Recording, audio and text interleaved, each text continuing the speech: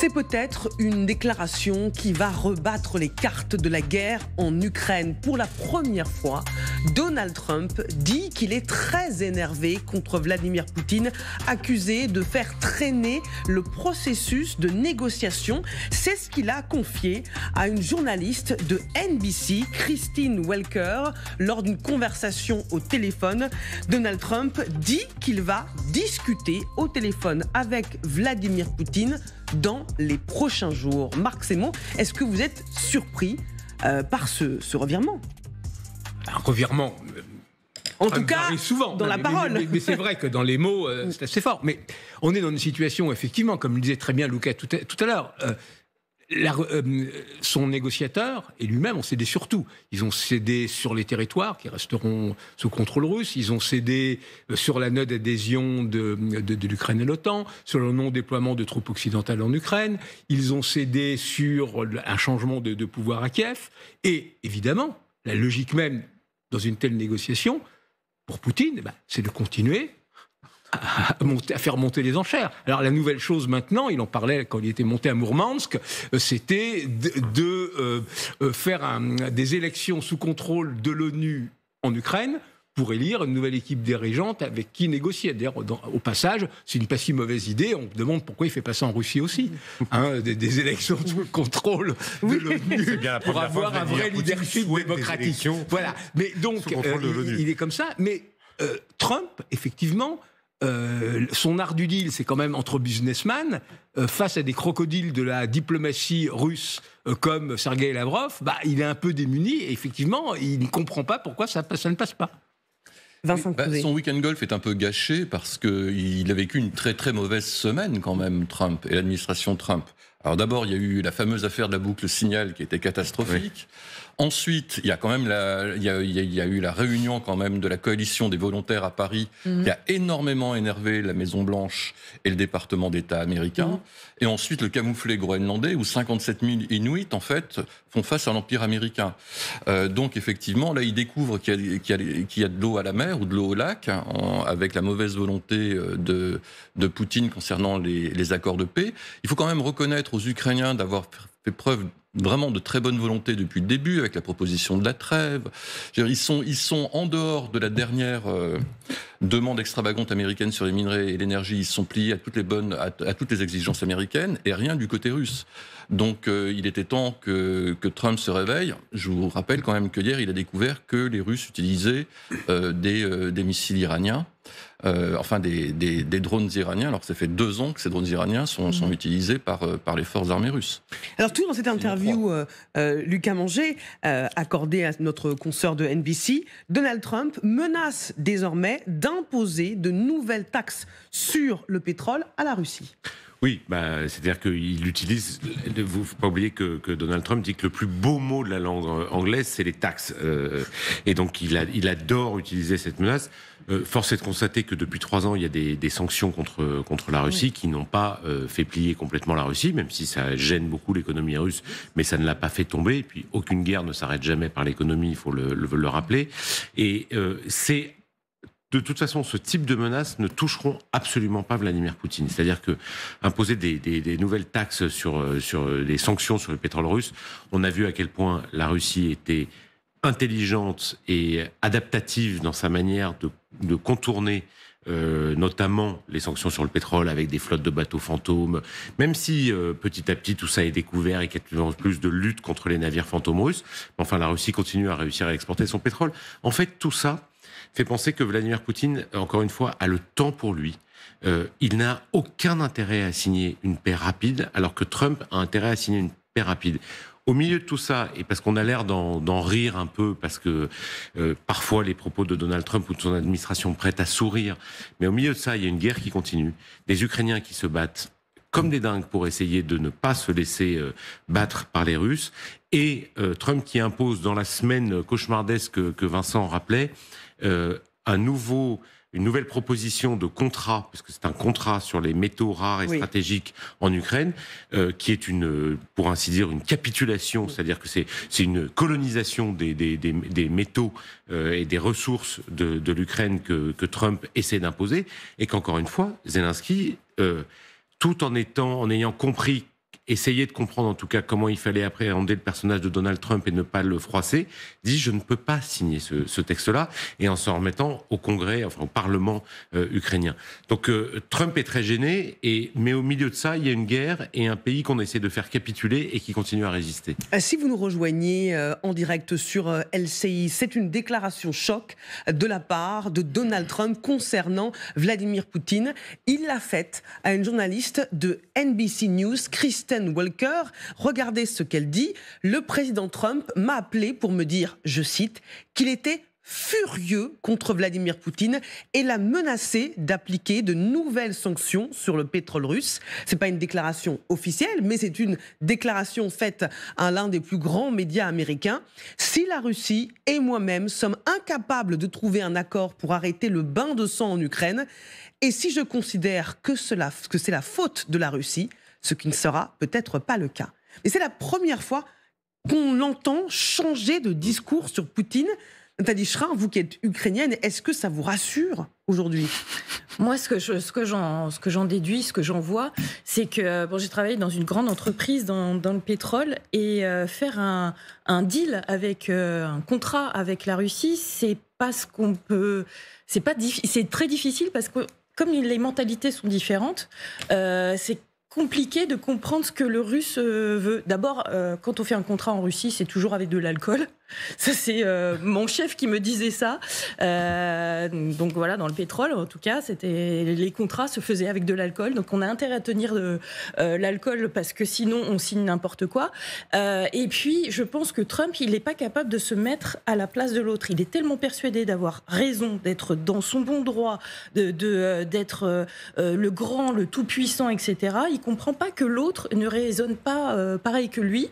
Un Russe ne raisonne pas comme un Américain. Et lui, il ne le conçoit pas, en fait. Il ne conçoit pas qu'il a beau être, il lui ressemblait à Trump, Poutine, mais il ne conçoit pas que la force, c'est... Cette déclaration, elle est extrêmement importante, parce que même avant l'élection de Donald Trump, on disait, s'il arrive au pouvoir, ça sera terminé pour les Ukrainiens, il donnera l'Ukraine à Vladimir Poutine. Là, tout est peut-être en train de changer. Il n'a toujours pas compris, Trump, que Poutine ne s'arrêtera pas là. Que ça ne se conçoit même pas dans son logiciel, là, Poutine. Il va aller plus loin, toujours plus loin. De toute manière, il a plus le choix. Toute son économie est basée sur la guerre. Donc, qu'est-ce qu'il voulait qu'il fasse ? S'il arrête la guerre demain, mais il se fait descendre, Poutine. C'est tout. C'est sa survie politique. C'est sa survie politique, exactement. Qui est en jeu. Vincent Crouzet. Je me demande s'il n'y a pas derrière la déclaration, du moins la colère de Trump aussi, derrière la réaction de l'État profond, enfin du Deep State, du côté du Pentagone, de la CIA et de la communauté du renseignement américain, après la séquence catastrophique de cette semaine, où l'administration Trump a ressenti quand même la colère des militaires et des gens de la CIA. Et je me demande si derrière, il n'y a pas une prise de conscience, enfin, politique, en disant on va leur donner quand même tout de même des gages vis-à-vis de la Russie et vis-à-vis de Poutine. Je pense qu'il y a aussi cette notion qui doit rentrer en jeu. Et puis il y a Espérons-le. Et puis il y a autre chose aussi, c'est tout de même depuis quelques heures la réaction des Ukrainiens sur le terrain, qui a peut-être aussi, je ne sais pas si ça a déçu Trump, parce que les Ukrainiens tiennent le choc et ont allumé un contre-feu dans la région de Belgorod. Oui, c'est ce que nous a dit Thomas Mistraki tout à l'heure. Oui. Alors ça a eu aussi peut-être un effet sur la position de Trump vis-à-vis de Poutine. Pardonnez-moi Marc Sémon, mais est-ce que Donald Trump est aussi naïf ?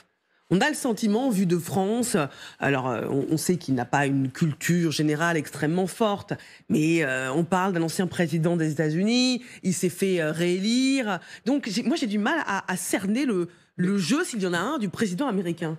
Trump, c'est un mélange d'intuition fulgurante, y compris parfois en politique internationale, et d'amateurisme absolu. L'archétype de ça avait été la Corée du Nord. À l'ONU, il traite Kim Jong-un de Little Rocketman, menace d'exterminer et de raser la Corée du Nord. Ensuite, les deux hommes se voient, ils se verront même 3 fois. Pour la première fois, Kim Jong-un parle d'égal à égal avec les États-Unis. Ça aurait pu régler le dossier Corée du Nord. Et en réalité, il ne se passe rien. Parce que il lit pas les dossiers, son équipe de négociateurs ne sont pas des pros, donc il y a eu quelques grandes déclarations et la Corée du Nord a continué tranquillement sa route pour se doter de l'arme nucléaire, ce qu'elle a aujourd'hui. Et donc ça, on le voit sur beaucoup de dossiers. On parlait tout à l'heure du Groenland. Oui, il obtiendrait exactement les mêmes résultats au Groenland, même réussirait à englober le Groenland beaucoup plus facilement en jouant un peu discrètement, aidant les indépendantistes, donnant de l'argent, etc. Et donc là, dans les négociations avec l'Ukraine, l'aberration de la chose, c'est de dire moi je négocie au nom de l'Ukraine avec la Russie. Donc il n'est pas dans ce qu'il pourrait être, c'est-à-dire le médiateur, the fair broker, ce qu'il n'a jamais été, mais ce qu'il aurait pu prétendre l'être. Donc là, on est dans une situation totalement porte-à-faux, où lui, il dit représenter l'Ukraine, il accepte toutes les demandes russes, et les Russes, effectivement, ne suivent pas. Oui, mais j'ajoute à ce que vous dites, Marc, qu'il se moque complètement de l'opinion publique internationale. C'est-à-dire que absolument. Trump n'a qu'un seul baromètre, c'est son électorat, son opinion publique. Il s'est fait réélire en disant, en gros, je suis le shérif du pays, je vais régler tous les problèmes d'un coup, et c'est la seule chose qui n'importe. Donc de savoir ce que pensent les Européens, les Russes, les Ukrainiens, les Inuits du Groenland de sa politique, il s'en fiche complètement. Tant qu'il a en tête de gagner les prochaines élections, les midterms, et de ne pas perdre sa majorité dans maintenant un petit peu moins de 2 ans, voire dans 18 mois en fait. Donc, et c'est sa seule boussole, c'est son électorat, son socle de personnes qui sont non seulement ses électeurs, mais parfois qui l'idolâtrent complètement. Décidément, cette interview à nos confrères de la NBC révèle des surprises. On apprend que la raison pour laquelle le président Trump est aussi furieux, donc Kristen Welker, qui a eu Donald Trump au téléphone, dit « Le président Trump m'a dit avoir été très énervé contre le président Poutine ». Quand il s'est attaqué à la légitimité et à la crédibilité de Zelensky et qu'il a commencé à évoquer un nouveau leadership en Ukraine. Pardonnez-moi, mais les bras m'en tombent. Bah oui, on a tous vu la séquence à la Maison-Blanche et il nous explique maintenant que c'est Vladimir Poutine qui ne croit plus en la crédibilité du président ukrainien. Parce que seul lui peut le faire. Dans la logique de Trump, seul lui peut le faire. Il n'y a que lui qui peut décrédibiliser ou pas Zelensky, pas Poutine. C'est-à-dire que Trump se voit comme le faiseur de paix, le faiseur de carrière, et que donc, il dit ça, cette déclaration à notre consoeur de NBC est proprement stupéfiante, parce que quand Zelensky quitte le bureau ovale le 28 février, c'est bien ça, dans ces conditions aussi dramatiques, quelques heures plus tard, il dit oui, non, mais enfin Zelensky, vous savez, il est plus très populaire, il est à peine à 20% d'opinion favorable dans son pays, c'est un dictateur. Oui, vous avez raison, il dit c'est un dictateur, il le décrédibilise lui-même. Mais là, que ce soit Poutine qui le fasse, d'une certaine manière, ça vient empiéter sur son propre territoire. Je précise que Donald Trump a annoncé à cette journaliste Kristen Welker de NBC qu'il allait appeler Vladimir Poutine dans les tout prochains jours. Puis pour compléter ce que disait Lucas, on sait que la CIA finance de manière clandestine le parti Solidarité de Poroshenko dans certaines capitales européennes, pas directement en Ukraine, ils sont malins, donc ils essayent de déstabiliser de manière clandestine Zelensky et son gouvernement. Donc effectivement, c'est vraiment l'hôpital qui se moque de la charité. Mais vous savez, dans cette histoire, je vais être un peu trivial, c'est une histoire de 2 grands mâles dominants, et voilà, c'est celui qui a la plus... Pardon. Et donc, Trump se rend compte qu'il n'a plus le lead sur Poutine, et ça le rend fou furieux. Est-ce que la lune de miel est terminée entre les 2 hommes ce soir ? Trump souvent varie. Oui. Donc, on peut pas savoir. Voilà, donc il peut se passer beaucoup de choses. C'est vrai. Dans les prochaines heures, dans les prochains jours, dans les prochaines semaines. Mais pardonnez-moi, quand on regarde cette interview en intégralité, encore une fois, c'est un entretien téléphonique avec la journaliste de NBC. C'est en plus pas son média préféré, c'est pas un média, c'est pas Fox News. Il dit qu'il est furieux contre Vladimir Poutine, qu'il envisage des nouvelles taxes sur le pétrole en Russie, qu'il trouve choquant que la légitimité de Volodymyr Zelensky soit remise en cause et qu'il va téléphoner au président russe dans les prochains jours. Mais il essaye de peser, parce que par ailleurs, comme Poutine ne répond à absolument aucun des critères qui sont posés dans le cadre On peut même pas parler de négociation, parce qu'il n'y a pas de négociation en ce moment. Il y a des discussions en vue d'éventuelles négociations. Comme Poutine ne répond à rien, globalement. C'est-à-dire que, il dit vaguement, oui, on verra sur la mer Noire. Il y a on parle d'une trêve sur les cibles stratégiques, énergétiques en Ukraine. La Russie bombarde comme jamais elle n'a fait ces derniers jours. Donc d'une certaine manière, Poutine ne répond à rien, voire accentue sa pression sur l'Ukraine.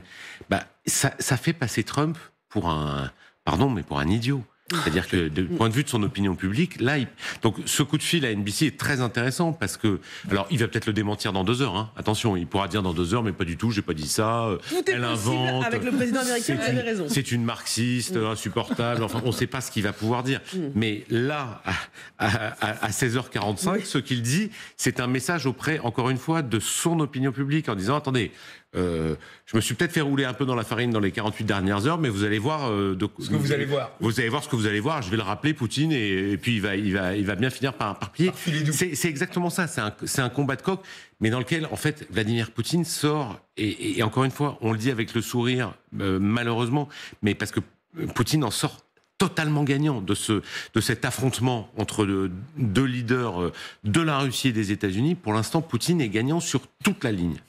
Vincent Grousset disait c'est peut-être une réaction de l'État profond qui l'a poussé à changer de braquet, mais est-ce qu'il n'y a pas aussi des réactions de la part du camp républicain qui peut trouver ça contre nature, tout d'un coup, ce rapprochement entre les États-Unis et la Russie ? Oui, mais il n'écoute plus les conservateurs, les néoconservateurs à la John Bolton, etc. Pour eux, ce sont des losers, ce sont des gens qui sont dépassés, qui appartiennent à un autre siècle. Ils ne les écoutent plus. Et ce sont des gens, en plus, qui ont de moins en moins d'impact et d'influence sur le Parti républicain. On se souvient que la veuve McCain, que Bolton, pendant l'élection, ont fait des déclarations fracassantes sur le mode de gouvernement, enfin de gouvernance de Trump. Et ça n'a absolument rien changé dans l'électorat MAGA. En revanche, il doit y avoir certainement des résistances internes depuis l'affaire du Signalgate et autres. On sait que Pete Hegseth aussi a convié sa femme à des réunions classifiées au Pentagone, ce qui est absolument scandaleux puisque sa femme est journaliste. Donc c'est absolument invraisemblable. Et certainement, il y a eu une grogne au sein des militaires américains, tant au sein de l'état-major qu'au sein des troupes aussi, au sein des pilotes de l'Air Force aussi, qui se sont vus aussi en situation de vulnérabilité suite aux fuites du Signalgate. Et ça a peut-être joué, effectivement, sur un durcissement de Trump. Il y a un article très intéressant dans le New York Times qui raconte les liens secrets extrêmement poussés entre l'armée ukrainienne et la CIA, qui montre vraiment à quel point les États-Unis se sont impliqués pour empêcher la Russie d'envahir l'Ukraine. Est-ce que ce soir, on peut se dire, finalement, l'Amérique ne laissera pas tomber l'Ukraine, n'arrêtera pas les livraisons d'armes, parce que Poutine ne peut pas avoir le dernier mot face au mâle alpha de la Maison-Blanche. Mais parce que le système, enfin les militaires, moi je discutais hier avec un militaire américain qui était à Paris en ce moment, ils ont encore une fois, eux, le temps long. C'est-à-dire que beaucoup d'entre eux sont effrayés par les déclarations de Trump, de Vance sur l'Ukraine, mais sur bien d'autres sujets, parce que d'une certaine manière, tout ce qui se passe, c'est aussi une manière de dire aux Chinois, bon allez-y, prenez Taïwan, et puis de toute façon, on négociera après. Chacun chez soi. Ils sont très inquiets, et en même temps, ils ont la conscience du fait que les armées, c'est un temps long. Donc l'aide que vous mentionnez, plus que l'aide, la coopération totale entre l'armée américaine, les services de renseignement américains et l'Ukraine ces 3 dernières années, c'est entre autres ce qui a permis à l'Ukraine de résister. Il y a l'esprit de défense et de résistance des Ukrainiens qui a été absolument majeur, mais sans l'aide en termes de renseignement, d'imagerie, d'électromagnétique, et puis tout simplement d'aide concrète, vous feriez mieux de faire comme ci, comme ça, cette aide-là, elle disparaît pas en 48 heures parce que Donald Trump a décidé que c'était terminé. Et donc, j'imagine que les gens qui travaillent avec les Ukrainiens, je parle pas des leaders politiques, mais des agents du renseignement qui travaillent avec les Ukrainiens sur le terrain ou à distance depuis 3 ans, ils n'ont pas subitement arrêté de travailler avec eux. On crée je parle sous le contrôle de Vincent, mais c'est vous le spécialiste du renseignement, mais on crée des liens assez forts, ça disparaît pas parce que Trump fait une déclaration. Non, quand vous êtes un officier traitant et que vous traitez depuis une dizaine d'années des sources ukrainiennes ou des correspondants ukrainiens, vous n'allez pas, effectivement, comme le disait Lucas, vous n'allez pas du tout couper le lien, parce que d'abord, il serait extrêmement difficile à reprendre, et puis puis en plus, comme la nature a horreur du vide, ce lien sera repris par les petits camarades britanniques ou français. Donc, je suis persuadé que la centaine d'officiers traitants à peu près de la CIA qui doit travailler en Ukraine en ce moment n'ont absolument pas laissé tomber leurs correspondants. Nathalie Schrein, est-ce que vous êtes soulagée ce soir en se disant Donald Trump reste peut-être ce soir bien l'allié de l'Ukraine et non pas le vassal de Moscou? Alors lui, j'en sais rien, mais c'est vrai que les Américains nous aident encore. Hein. Moi, j'ai eu même les échos aussi par mes contacts. Vous avez vu aussi toutes les manifestations qu'il y a aux États-Unis, d'Ukrainiens partout, à New York, à Chicago, partout. Il y a aussi des peuples, ça je le répète. Oui, il y a des chefs d'État, il y a tout ça, mais quand même, un pays, c'est tout un peuple. Donc on ne peut pas réduire les États-Unis à Trump qui fait que des bêtises et que des...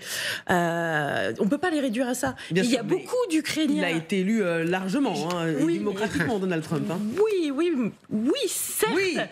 certes, mais il y a quand même, je suis désolée, il y a quand même un peuple américain qui nous soutient. Il y a des manifestations, il y a des résistances. Et il y a aussi beaucoup de dons depuis que Trump est arrivé. Je vous assure que nos associations ont beaucoup plus de dons, bizarrement. Comme quoi, moi j'ai bon espoir qu'on va y arriver. Vous restez avec nous, merci pour ces échanges passionnants. On va revenir évidemment sur cette déclaration choc de Donald Trump à nos confrères de NBC, notre consoeur Kristen Welker. Le président Trump m'a appelé pour me dire, je cite, qu'il était furieux contre Vladimir Poutine et l'a menacé d'appliquer de nouvelles sanctions sur le pétrole russe.